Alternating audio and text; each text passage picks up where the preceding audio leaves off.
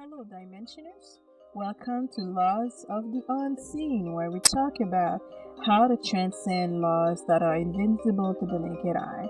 So, this series is for people who seek ways to go beyond certain life limitations. With that being said, let's alternate dimension right now and explore the ways we can transcend the principle of gender and unlock our full potential. But before pursuing in the subject, last episode we talked about how to transcend the love conditioning and attract healthy, loving relationships. So check that out if you're interested in knowing how to break free from unhealthy relationships, attract true love, or honest friendships. Or you can just have a look if you simply wish to find inspiration for your own journey to success.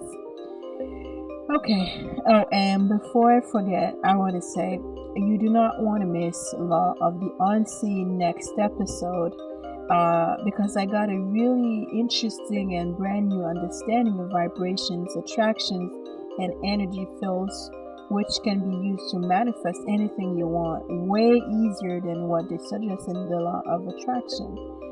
So this will be next podcast subject of discussion, and you do not want to miss it. Okay, so keep in mind throughout this episode when I speak of gender, I'm neutrally speaking on the subject, okay? I'm not a feminist. Remember that Law of the Unseen explores all the ways we can transcend and achieve full potential. So it makes sense to speak about gender. That's why I choose to speak about the fifth Hermetic principle, which is the principle of gender, because I believe in self-expression and growth for all human beings. But before going deeper, what is gender? I'm pretty sure by now we all understand that by definition it's the state of being male or female, but I think we often tend to forget that it's typically mostly used with reference to social and cultural differences rather than biological ones. Meaning, gender is a socially constructed definition of women and men. It's not the same as sex, biological characteristics of women and men. Gender is mainly based on conception of tasks, functions, and roles attributed to women and men in society and in public and private life. For example, in some culture, they work on patriarchy, where the men make all the decisions, while in other cultures, they work on matriarchy, where it is the women who make all the important decisions. Not so long ago, if you remember, there was a time in history in the Western world where women were dependent on men. With the Universal Declaration of Human Rights, women were recognized as independent human beings. Which in my opinion, that phenomenon slowly opened the door to a gender neutral androgynous society where men don't need to feel ashamed of their feelings and where women are no longer victimized. Concerning gender, back at the university a long time ago, I studied psychology, and in one of my courses, child development behavior, I was strongly marked by a chapter in which Dr. Jean Piaget, Dr. Jean Piaget, by observing over 1,000 children over the course of the years, he noticed how children from the age of 0 to 3 have no sense of gender. So from 0 to 3, most children have no idea what a gender is, which proves the concept of gender is a man-made concept. From 0 to 3, all of us, we have no idea what is male or female.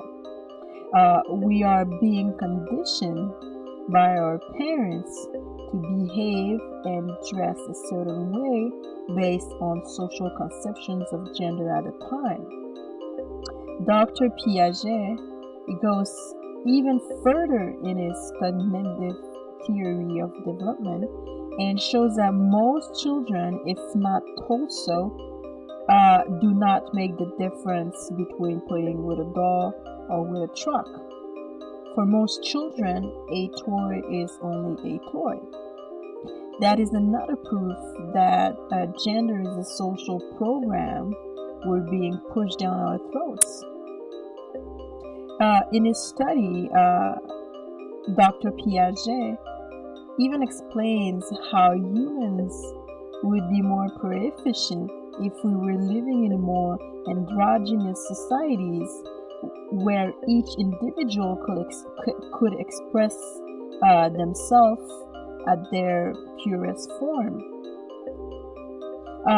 When I'm talking about androgyny, I'm talking about not limiting men and women in what they can or cannot do. By doing so, we would free the individual and allow each one of us to be more in touch with our inner self, higher self, which would inevitably connect us more to one another. Because we have a huge problem right now in the world. We're all disconnected from our higher selves and we're all disconnected from everyone else. The main reason for that, the reason we are experiencing this disconnection has to do with social boundaries, such as gender boundaries. We need to understand in order to transcend gender and unlock our full potential, we need to connect with the yin and the yang that is in all of us. According to the fifth Hermetic principle, gender is in everything, and there is female and male energy in everything and in everyone. There is masculinity and femininity in all of us. But then again, following my concept and following the studies of Dr. Jean Piaget, the yin and the yang are social constructs that represent female and male energy. They are man-made concepts. So in order to transcend the principle of gender and unlock our full potential, we need to realize and understand there is no male or female energy, generally speaking. Sexually speaking is a total different story. But generally speaking, there is no gender. We're all born blank slates, not really knowing what is male or female. Therefore, it does not truly exist outside of our human creation of it. We need to understand and realize this world we live in is strictly man-made. Everything in existence in this world, we created and gave birth to it. We need to understand and realize at our core, we are nothing but bundles of androgynous energy.